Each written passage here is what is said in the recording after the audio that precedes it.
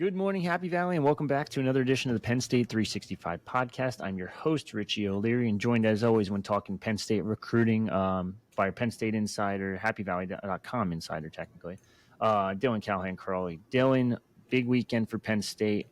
Maybe not as big as some of the other weekends. Hard to debate this one because there's a ton of commits on campus, but there's also a ton of targets, and that's what we're kind of going to go through today. But overall thoughts on this list coming into this weekend? I think there's 15 plus. Yeah, so it is a big weekend on the surface level, but a lot of commitments on campus this weekend for Penn State, and then I think it's only five or so uncommitted prospects, but all top targets at their position for Penn State. So it's going to be an important weekend for Penn State, albeit a smaller list of prospects that we have to keep a close eye on. Last week was obviously you look at everybody who visited campus over the last 2 weekends coming into their official visit was uncommitted. This weekend's a little different, but still an important weekend for Penn State. They had a successful second weekend of the official visit season. We'll see if they can have as equal to important or successful weekend this weekend. If they do, this recruiting class is going to be in a pretty good spot going forward. Yeah, for sure. So let's just go through them. Number one uncommitted guy, Taz Williams, coming up from Texas now. He's originally from PA, but he's down in Texas the past, I don't even know how long. It's actually probably majority of his life. What are their kind of chances there? Do they even have a chance of bringing him up from Texas? I think they have a fighter's chance. He's definitely, you look at his official visits that he has scheduled. Texas A&M and SMU are the only ones within the state of Texas. Outside that, it's been the Big Ten, Penn State, Ohio State, and Michigan. He took his Ohio State official visit, felt the love there, took his Texas A&M visit this past weekend, and now the Aggies are the team to beat. Not surprising considering, well, he's a Texas kid, but also considering Texas A&M, they have that oil money, as we all know. That being said, I still think they are at best the third or fourth team in this recruitment. Michigan was the perceived leader coming into the official visit season for Williams. And he's expected to make a commitment, I believe, shortly after he takes that Michigan official visit, maybe in early July or so. Right now, I think Penn State has a fighter's chance, but I don't expect them to win this Taz Williams recruitment, at least on paper right now. Perhaps a strong weekend can fix that. He is a Pennsylvania native. He grew up outside Pittsburgh, does still have family in the region. But it will be a tough pool. Yeah, no kidding. Next up on the list is tight end Andrew Oldish. Andrew, we've had a future cast in for Penn State for a long time now. Do we kind of still feel that way? Because I know since we've submitted that, he's added like 20 plus offers, it seems like. Yeah, we just talked about on our last podcast, Kanoa Winston, trending towards Michigan. And our future cast, our longtime future cast there, likely going to be wrong, which, it does happen. We are not perfect, but still, both of us are hitting, I believe, at a near 90% capacity on those future casts. So we are more right than wrong over the course of history. But yeah, this one is very tight going into the last few official visits for Andrew Oldish. Took his Alabama official visit. That one went well. Don't think Alabama jumped to the top. Same thing could be said about Florida. Went well. Don't think Florida jumped to the top. I still think it's going to come down to those last two, Penn State and Michigan. I think Penn State would love to get this one across the finish line this weekend. I don't think that's going to happen, but I think Penn State could put themselves in the in the lead and give themselves some strong momentum going into that Michigan OV. At the end of the day, he's visited Penn State a lot, but at the same time, we could say the same thing about Michael Carroll. He has had a chance to visit a lot, still not committed to Penn State. That kind of stands out. That being said, unlike Carroll, Oldish has only had a Penn State offer for two of those visits, I think. Well, one of those visits outside of this upcoming visit. So at the same time, he's only had one other chance to really commit while offered on campus. Yeah. So a little bit different, but obviously a kid who's been at campus a ton, he knows what Penn State has to offer, and we'll see what they can do with that official visit. I still like the future cast, but this is one where the confidence level is much lower than it was. This one's, I think it's 50-50 right now, but if if you put the proverbial gun in my head and ask me where he's going to go, I still think Penn State.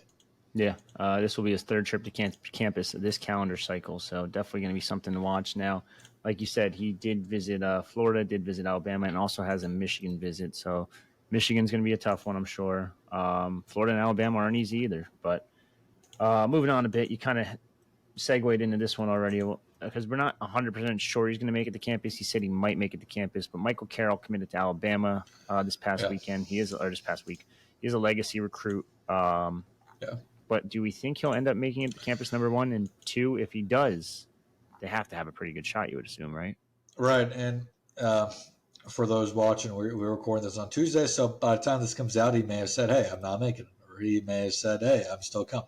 But as of right now, we have not heard. But he did tell Ryan O'Blennis, Rivals recruiting analyst, that he was unsure if he was going to take any additional official visits moving forward, but he is still considering checking out Penn State with family. Whether that's this weekend or in the future, we'll see. But it's going to be tough for Penn State to flip him away from Alabama. He has a really good relationship with offensive line coach there, Chris Kapilovic, who offered him a Michigan State, Baylor, and Alabama. And we said as much coming into this last weekend when we were talking about recruits visiting elsewhere, that Alabama was really the one to watch there for Carroll, and that proved to be right. But I think it's going to be tough to flip him. If they get out on campus at some point, that's obviously a win, but we'll have to wait and see what happens there. But right now, I would not hold my breath on Carroll flipping away from Alabama. Yeah. But if there's a school who has a chance of doing it, it's probably Penn State.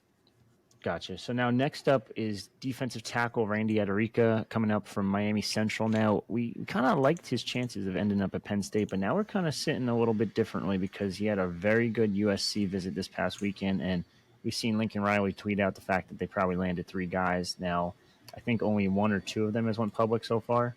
I don't know if the third has, and there's some speculation that it could have been Adarica.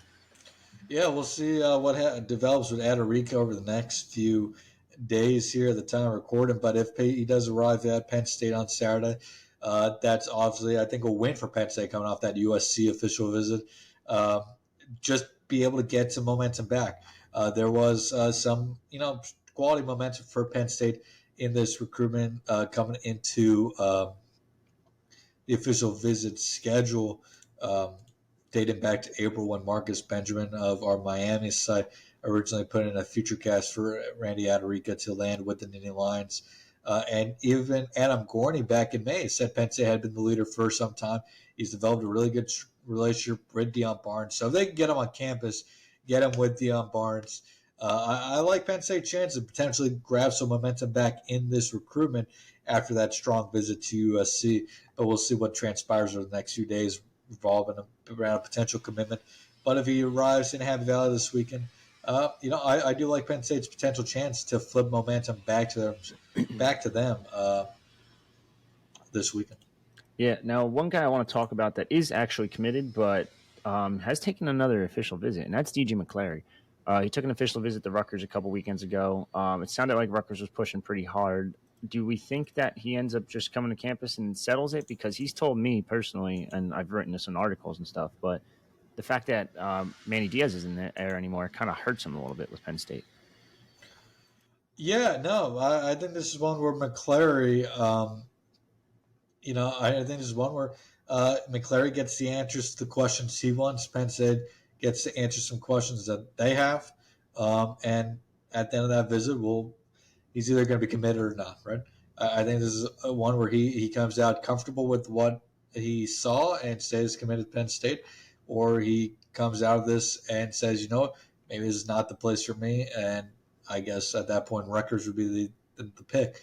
But as of right now, I think we would have to lean that he stays committed to Penn State, but he'll get his answers and we'll get our final answers for sure.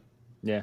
And then last but not least, arguably the top cornerback target. Not Darius Dixon because he's committed already. But and if you haven't listened to that pod, that's a pretty good pod. But now the top cornerback target on the board, arguably. Number 138 overall, 5.93 star or 4-star out of St. Joe's Regional in New Jersey, Jameer Joseph. He'll be on campus this upcoming weekend after taking visits to Stanford and Notre Dame. Um, Sorry, I was talking to somebody. That was Jameer Joseph. You said, Yeah, Jameer yeah, Joseph. Jameer Joseph. Yeah, I mean, this is one of Penn State's top cornerback prospects, and I think you and me both agree that we like where Penn State sits Hmm. in this process overall with Joseph. I think they probably the leaders coming into this one. He is Hmm. a quiet kid. He does not talk about his recruitment much, but I think it's one where Penn State could potentially get it done this weekend. This is his last official visit? Yeah, it's Yeah. going to be between the three schools. Yeah, I like where Penn State sits in this one. He's talked then about his relationship with Terry Smith in the past here, um, and I think what's also notable is how much does Joseph want to play cornerback compared to safety? Notre That's Dame true. is looking at Joseph as a safety. Hmm. Penn State obviously likes him at corner. Um, I think that's going to be. I think it's going to be a big one. Yeah, definitely going to A be big one to watch for this weekend. an interesting recruitment. As we mentioned before, they're doing better in Jersey over the past couple of years. Yeah. So it's definitely very helpful, especially when New Jersey's getting better and better. It seems like multiple top 100, 200 kids, multiple top 250 kids every year now. So, but other than that, the most of the rest of the list, I shouldn't say most, the rest of the list is all commitments in Kritza, Henderson, Hayes, Barker. We kind of talked about most of these guys already. Is there anyone else you kind of want to talk about before we kind of sign off here? I know a little bit of a shorter pod today, but just a small No, preview I for the mean weekend. it's a shorter list for a reason. And Penn State's getting a lot of their top targets on campus with some of their high with their commitments for a big reason here. They're trying to convince Mhm. these top targets that this is the place to be. So yeah, I'm going to be intrigued to see how this weekend goes for Penn State. Best guess, real quick. Do they weigh in one of these five uncommitted guys? Um, I think they have a good chance of landing You don't have to give me a name, just one or more. Say like that, I guess. like in the immediate or just in the end. Let's say immediate. In the immediate, I would put it at like over under a half commit. Okay. What about long run? Long run, I would put it over. Well, we talked about five of them. Over Yeah. under, I would probably put it at 2.5. I think I feel good about them landing two. There's one maybe, and then I mean, how many guys we talk about? Four. I think it was 4 or 5. It's Yeah, five if you four. count McClary, technically. Um, Not counting McClary, we talk about four uncommitted guys here. Well, if Carroll, too. That's all right. That's where it gets tricky. Yeah. So out of the four uncommitted guys, I'd say over under a half coming into this weekend. Mhm. Long term, I would say over under 2.5. I think there's two I feel good about. One that's a maybe, and one in Williams that is a long shot. All right. Perfect. Awesome. All right. For me and Dylan, that's another episode of the Penn State 365 podcast. Signing off.